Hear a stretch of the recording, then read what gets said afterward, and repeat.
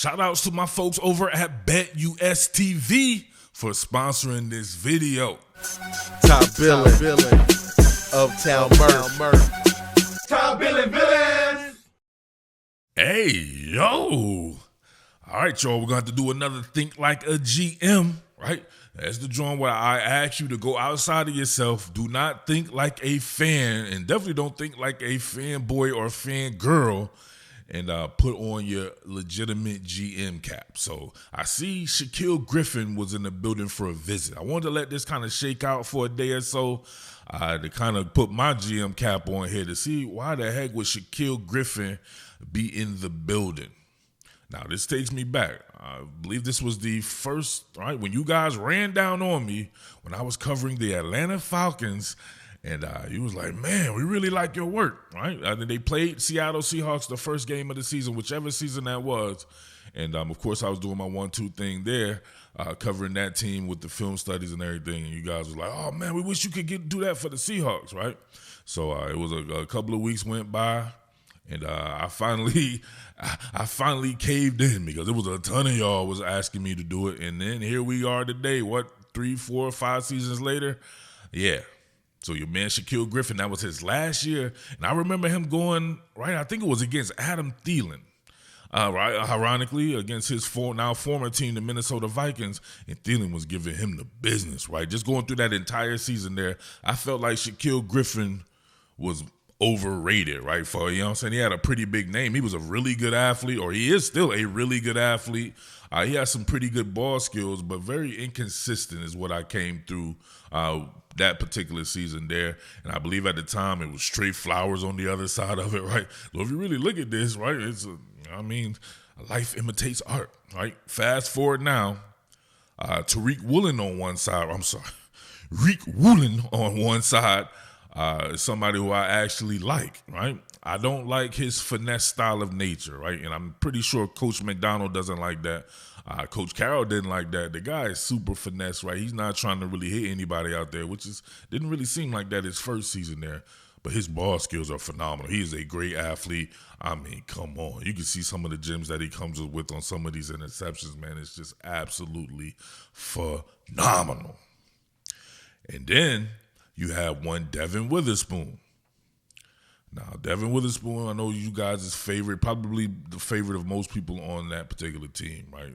To me, it seems kind of forced, but hey, it is what it is right there. I'll maintain what I say, right? And people always be talking about, oh, you be pumping up these teams. I'm like, you guys are looking at freaking titles or something like that, because there's no way you actually view my work and see that I'm not extremely honest about what I believe. And I extremely honestly believe that your man Devin Witherspoon is mad overrated. He is, right? You get a guy in the top 5 and he's a nickel back for you. I'm sorry, right? It's not to say he's not a good player, but he's overrated for where he was drafted. But who would draft a nickel back at number 5? Think about this. I hate to bring up this team, but my Philadelphia Eagles drafted Cooper DeJean in the 2nd round, and he's every bit as good as Devin Witherspoon at the nickel back position, if not better, right? He has to do some serious work there, but there's only so much you can do from the slot. Like I said before, the heavy hitters are going to be on the outside. You will find some Cooper Kupps, Amon-Ra St. Browns, CD Lambs and stuff, but man, some of these guys that will absolutely give you 300 yards in a game and all this, man, it's going to be from the outside. It's just more room out there. So seeing him not go against those guys as a number 5 pick, right, it's pretty good that he can blitz, right? Y'all used to call this other cat, right, y'all didn't like Blitz Boy. You know, right? So your man's blitzing and covering the flats and all that, right? I don't find his man coverage to be all that it's cracked up to be. I mean, not to say he can't cover him, man. I find him to be very good in zone, though. Very good zone player. I find him to be one of these guys I think would be a nasty safety still. Right? I said that before.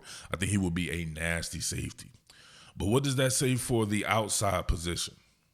Right, on the other side of Tariq Woolen. Hey, is that why Shaquill Griffin is in the building? Because think about this. One of the guys you should be most excited about, in my opinion, is Nehemiah Pritchett. I think Nehemiah Pritchett has some shit to him, boy, right? I saw that when he was in Auburn. The guy can absolutely run. He has a great frame and all that.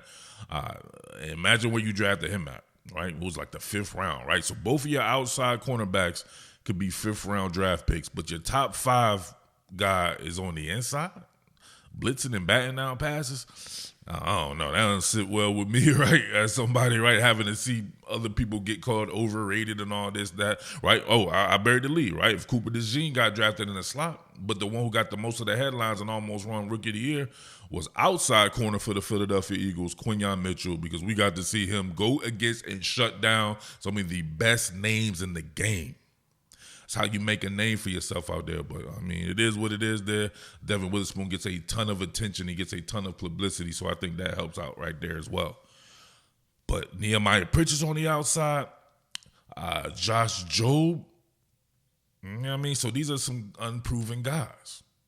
Do they feel like, and there's an upgrade from those guys? Are they kind of scared to go into the season without a veteran presence? Does this signify where they may go in the draft as well? These are things to think about in a Think Like a GM series there. All right, real quick, a little housekeeping here. A lot of people have asked, and I'm going to deliver.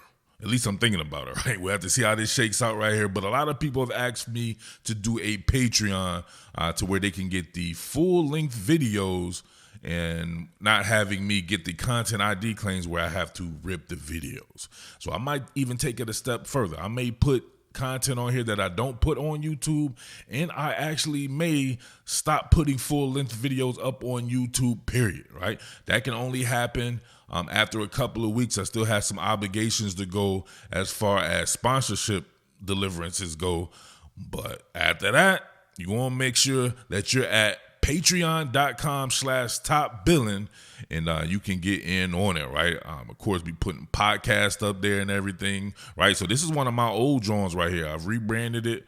I believe this was my Clemson Patreon that I had maybe like 6-7 years ago, right? So I was ahead of the game, baby. You know what I'm saying? People asking me to do stuff that I was doing a long time ago, but we'll have different tiers here, right? You can see that McNabb tier, entry level. Watch some of the unedited videos. The Kobe Bean $8 joint that gets you access to all the film studies, including the Patreon exclusives. Then you get that Schmidt, right? The Schmidt will give you access to all film studies, podcasts, and I'm thinking about doing a Zoom chat for anybody who's on the Schmidt, right? I'll do the Zoom chats in the fall, but you have to be a member for a minimum of 5 months for to get down on that bad boy, right? So patreon.com/topbillin. Go ahead and get on that bad boy now so I can see if there's a demand for it, or if not, man, we're going to have to get some things shaken up, right? Shaken, not stirred. So we'll see what goes on here at the channel if I have to switch my entire approach and do something totally different. You know what I mean? We'll see what's up, right? But patreon.com/topbillin. Let's get it. Oh, check this one out from your boy Shaq Griffin. You get kind of a reduction in split here, but he plays this absolutely perfectly. Look at this. Bang. Correct hand on the jam there, and look at him run the route for the receiver. Oh, no. Shaq Griffin, right, with all that experience that he has in the league in a year that the Seattle Seahawks definitely looking to try to get to the Super Bowl, I don't know, you could do much worse. Look at this, right? That's how you do it, kids. Stab to the outside shoulder, right? You're not trying to impede anyone's progress. People telling you that these days don't understand football. Nobody's being stopped because you touched their damn shoulder anymore. It ain't happening, bro. Inside release from Marvin Harrison Jr. right here. And you look at him right up in that hip pocket, right? Use that stab as a range finder. He found his range there.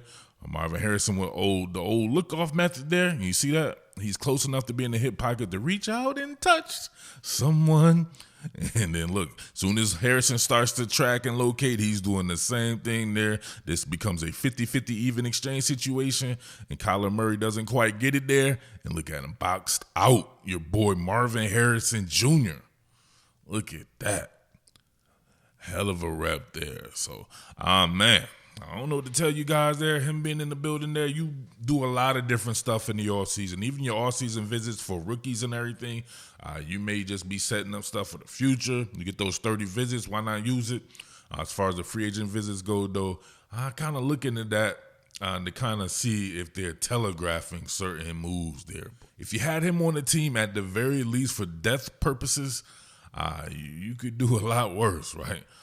Him, Nehemiah Pritchard, And then, of course, Josh Jobe on the outside, along with Reek Woolen on the other side. That 4-man rotation was pretty dope.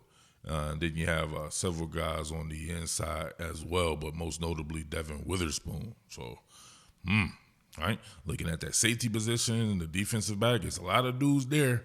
No doubt about that, but is there a guy after the big two, right? After Witherspoon and Woolen?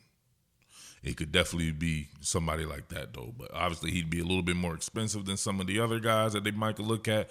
And then especially if they were thinking about being aggressive in the draft. Man, I wonder if that cat from Michigan, if he starts to slip, because I have a lot of questions about his speed. He somehow got out of running the 40-yard dash. He's on his Najee Harris joint, right? One of the slowest running backs I've seen. I knew he wouldn't run no 40-yard dash anywhere. So he got out of 2 Alabama pro days, didn't run it there, didn't run it at the combine.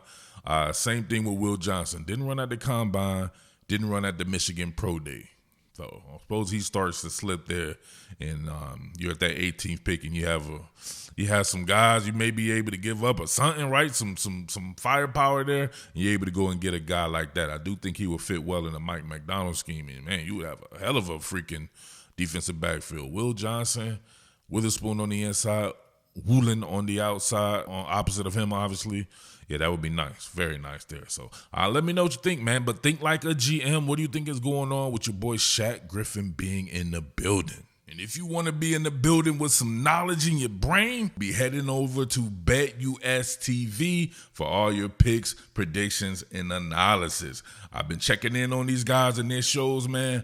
It's absolutely fun. Listen to these guys talk about baseball, right, which is off to a hot start. They're talking about soccer, which is ramping up. And, of course, NBA as well. And you know I love my combat sports. Checking in on those UFC shows. UFC 314, I believe, this weekend is going to be nasty. I can't wait. Of course, the main event's going to be your man Alexander Volkanovski versus Diego Lopez. I expect Volky to take care of that. I don't think anybody can beat him outside of Ilya Tapora, right? And, of course, Islam Makhachev, right, who absolutely destroyed him. But anybody else at 145, I don't think nobody's messing with Volky unless his chin is completely gone. But I'm looking at that co-main with Paddy Pimblett versus Iron Mike, Michael Chandler. And I saw that they had a plus 900 on Pimblett to win by decision or technical decision. I'm a huge Chandler fan, but man, I think he's been a bust since he's been at the UFC. His years have passed. Maybe it's time to pass the guard. So check in on that plus 900, Pimblett by decision or technical decision. BetUS TV has you covered. Salute Top Billin, patreon.com/Top Billin. Top Billin, Uptown Murf. Top Billin Villains.